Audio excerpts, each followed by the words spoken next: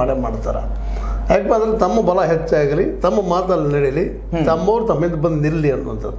ಆ ದಿಶೆಯಲ್ಲಿ ಸಿದ್ದರಾಮಯ್ಯನವರು ಮಾಡ್ತಾರೆ, ಅದೇ ಕಾಲ DKಶಿ ಅವರು ಮಾಡ್ತಾರೆ. ಯಾಕಂದ್ರೆ ಇಬ್ಬರು ಈ ಹೈಕಮಾಂಡ್ ಬೇಕಾದಂಥವ್ರನ್ನ ಹೈಕಮಾಂಡ್ ಇಬ್ಬರನ್ನು ಎದುರು ಹಾಕೊಳ್ಳೋ ಸ್ಥಿತಿ ಒಳಗಿಲ್ಲ. ಮೊದಲಾಗಿದ್ರೆ ಹೇಳ್ಬೋದಾಗಿತ್ತು, ಇಂದಿರಾ ಗಾಂಧಿ ಅವ್ರ ಕಾಲಕ್ಕೆ ಇನ್ನೊಬ್ಬರ ಕಾಲಕ್ಕೆ ಹೇಳ್ಬೋದಾಗಿತ್ತು, ಇಲ್ಲ ಹೈಕಮಾಂಡ್ ಹೇಳ್ತದ ಫೈನಲ್ ಅಪ್ಪ ಅಂದರೆ. ಬಟ್ ಇವತ್ತು ಹಂಗಿಲ್ಲ, ಆ ಸ್ಥಿತಿ ಒಳಗಿಲ್ಲ. ಮತ್ತು ಜೊತೆಗೆ ರಾಹುಲ್ ಗಾಂಧಿ ಅವರಾಗಿರ್ಬೋದು, ಪ್ರಿಯಾಂಕಾ ವಾಡ್ರಾ ಅವರಾಗಿರ್ಬೋದು, ಅವರು ಒಂದಿಷ್ಟು ಮೃದು ಸ್ವಭಾವದವರು ಅಥವಾ ನಮ್ಮ ಶಕ್ತಿನ ಭಾಳ ಮೃದು ಸ್ವಭಾವ ಅಲ್ಲಲ್ಲ. ಮೃದು ಸ್ವಭಾವ ಏನಕ್ಕೆ ಇಲ್ಲಿ ಯೂಸ್ ಆಗಲ್ಲ ಅಂತಂತಂದರೆ ಸರ್, ಇದೊಂದು ರಣರಂಗದ ಟೈಪು ಇದನ್ನಾಗ್ತಾ ಇದೆ, ಮಾರ್ಪಾಡಾಗ್ತಾ ಇದೆ. ನಾನು ಏನಕ್ಕೆ ಮಾತು ಹೇಳ್ತಿದ್ದೀನಿ ಅಂತಂದರೆ DK ಶಿವಕುಮಾರ್ ಅವ್ರ ಬಣ ಕೂಡ ಸ್ಟ್ರಾಂಗ್ ಆಗೇನೆ ಪ್ರತಿಪಾದಿಸ್ತಾ ಇದೆ. DK ಶಿವಕುಮಾರ್ ಅವರೇ CM ಆಗಬೇಕು, ಇಲ್ಲಪ್ಪ ಅಂದರೆ DK ಶಿವಕುಮಾರ್ ಅವ್ರಿಗೆ ಹೆಚ್ಚಿನ ಹುದ್ದೆಗಳು ಬರಬೇಕು. ಆಮೇಲೆ ಇನ್ನೂ ಒಂದು ಮಾತು ಕೇಳಬೇಕಪ್ಪ ಅಂತಂತಂದರೆ DK ಶಿವಕುಮಾರ್ ಅವರು ಡೈರೆಕ್ಟಾಗಿ ಸೆಂಟ್ರಲ್ ಗೌರ್ಮೆಂಟನ್ನು ಕ್ವಶನ್ ಮಾಡ್ತಾ ಇದ್ದಾರೆ. ನಾನು ಸೆಂಟ್ರಲ್ ಲೆವೆಲ್ದೊಬ್ಬ ಅಭ್ಯರ್ಥಿ ಅನ್ನುವಂತಹ ಮಾತುಗಳು ಅವರಿಂದ ಕೇಳಿ ಬರ್ತಾ ಇದೆ. ಸೊ ಈ ಒಂದು ಸ್ಟ್ಯಾಂಡ್ನಲ್ಲಿ CM ಸಿದ್ದರಾಮಯ್ಯನವರಾಗಲಿ, ಅವರು ಬಣದವರಾಗಲಿ, ಅಂದರೆ ಸತೀಶ್ ಜಾರಕಿಹೊಳಿ ಅವರಾಗಲಿ ಎಲ್ಲಿಗೆ ನಿಂತ್ಕೊಂತಾರೆ?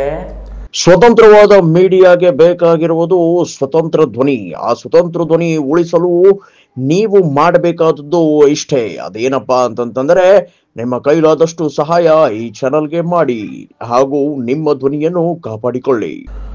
ನೋಡಿ, ರಾಷ್ಟ್ರ ಮಟ್ಟದ ನಾಯಕತ್ವ ವಿಷಯ ಬಂದಾಗ ವಿಶೇಷವಾಗಿ ಸಿದ್ದರಾಮಯ್ಯ ತನ್ನದಂಥ ಒಂದು ವ್ಯಕ್ತಿತ್ವ ಅದ. ಯಾಕಂದ್ರೆ ಅವರನ್ನು ಇವತ್ತು ಇಡೀ ದೇಶ ನೋಡೋದು ಒಬ್ಬ OBC ನಾಯಕ, ಹಿಂದುಳಿದ ನಾಯಕ ಅಂತೇಳಿ.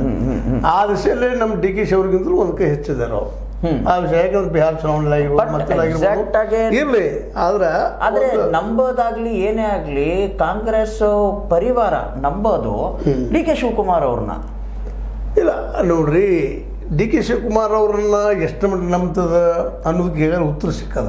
ಮೊದಲ ಪೂರ್ಣ ಪ್ರಮಾಣದಲ್ಲಿ ಅವ್ರಿಗೆ ಅವ್ರು ನಂಬ್ತಿದ್ರು, ಅವ್ರು ಬೆನ್ನಿದ್ರಪ್ಪ ಶಾಸಕರು ಇನ್ನುಳಿದವರು ಅಂತಂದ್ರೆ ಅವ್ರು ಇವತ್ತು ಸೇಮ್ ಇರ್ತಿದ್ರು. ಇದು ಬೇಸಿಕ್ ತಿಳ್ಕೊಬೇಕಾಗಿದ್ದು. ಹೈಕಮಾಂಡ್ ಸಾಕಷ್ಟು ಪ್ರೀತಿದ ಅವ್ರ ಮೇಲೆ. ನಿಜವಾಗಿ ಅವರು ಒರಿಜಿನಲ್ ಕಾಂಗ್ರೆಸ್ಸಿಗರು, ನಮ್ಮ ಜೊತೆಗಿದ್ದವರು, ಸಂಕಟದಲ್ಲಿದ್ದವರು ಎಲ್ಲನೂ ಅವ್ರ ಬಗ್ಗೆ ಸಾಫ್ಟ್ ಕಾರ್ನರ್ ಇದೆ. ಬಟ್ ಏನಾಗ್ಯದಪ್ಪ ಅಂತಂದ್ರೆ ಅವ್ರ ಹಿಂದೆ ಅವ್ರು ಬಯಸುವಷ್ಟು ಶಾಸಕರ ಬೆಂಬಲ ಇಲ್ಲ. ಇದನ್ನು ಸ್ಪಷ್ಟ ಆಗುವಂಥ ವಿಷಯ. ಇವ್ರು ಹೇಳ್ಕೊಳ್ತಾರೆ 49 ಅದಾರ, 50 ಅದಾರ, 40 ಮಂದಿ ತೊಗೊಂಡು ಬೇರೆ ಆಗ್ತಾರೆ. ಈ ಒಂದು ರಣರಂಗದಲ್ಲಿ ಯಾರ್ದು ಮೇಲ್ಗೈ ಅಂತ ನಿಮ್ಗನ್ಸುತ್ತೆ? ಈಗ ರಣರಂಗದಲ್ಲಿ ಯಾರ ಮೇಲ್ಗೈ ಕೆಳಗೈ ಅನ್ನೋಕ್ಕಿಂತಲೂ ಈಗಂತ ತುರ್ತದಲ್ಲ ಸಿದ್ದರಾಮಯ್ಯನವರು ಒಂದು ಬಲಿಷ್ಠ ಅನ್ನಿಸ್ತಾ ಇದ್ದಾರೆ. ಕಾರಣ ಮಧ್ಯದಾಗಿ ಏನಪ್ಪ ಅಂತಂದ್ರೆ ಒಂದಿದ್ದು ಅವ್ರ ನಾಯಕತ್ವ, ಮಾಸ್ ಲೀಡರ್ಶಿಪ್ ಅದ.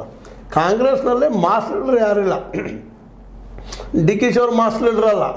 ತಮ್ಮ ಏರಿಯಾದಲ್ಲಿ ಬೆಂಗಳೂರು ಸುತ್ತಮುತ್ತ ಏರಿಯಾದಲ್ಲೇ ಅವರು ಇದ್ದಂಥವ್ರು ಒಪ್ಪರು. ನಾವು ಅವರ ಅಧ್ಯಕ್ಷಗಿರಲ್ಲಿ ಹೆಚ್ಚು ಆಯ್ಕೆ ಆಗಿರ್ಬೋದು, ಬಟ್ ಅಲ್ಲಿ ದುಡಿಮೆ ಅವ್ರು ಒಬ್ಬರದ್ದೇ ಇಲ್ಲ, ಎಲ್ಲರದ್ದು ಭಾಷೆ. ಆದರೆ ಸರ್ ಇನ್ನೊಂದಪ್ಪ ಅಂತಂತಂದರೆ ಇವರು ಏನಂತೀರ ನೀವು, ಪ್ರಿಯಾಂಕ ಖರ್ಗೆ ಅವರು ಮಾಸ್ ಲೀಡರ್ ಆಗುವಂತಹ ಎಲ್ಲ ಕ್ವಾಲಿಟಿಗಳನ್ನು ಅವರು ರೂಢಿ ಮಾಡ್ಕೊತಾ ಇದ್ದಾರೆ, ಎಲ್ಲ ಒಳಗೂಡಿಸ್ಕೊತಾ ಇದ್ದಾರೆ.